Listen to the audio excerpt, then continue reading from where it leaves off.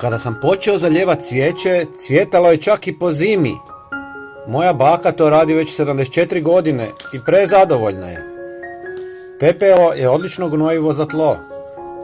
On sadrži hranjive sastojke kao što su kalij, fosfor, magnezij i kalcij. Dodavanje pepela u tlo može poboljšati plodnost zemljišta i doprinijeti boljem rastu biljaka. Talog od kave je isto tako odlično gnojivo za biljke.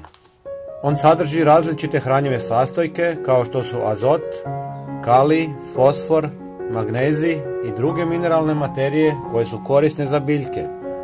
Kada se talog od kave dodaje kompostu ili direktno u zemlju, može poboljšati plodnost tla i podstaknuti rast biljaka. Pola litre vode, talog od kave 1 žlica, pepeo 1 žlica, soda bikarbona 1 žlica, pomiješati, razrijediti sa još pola litre vode. Gospodo, pogledajte i naš sljedeći koristan video koji se nalazi na vašem ekranu. Hvala vam puno, pozdrav!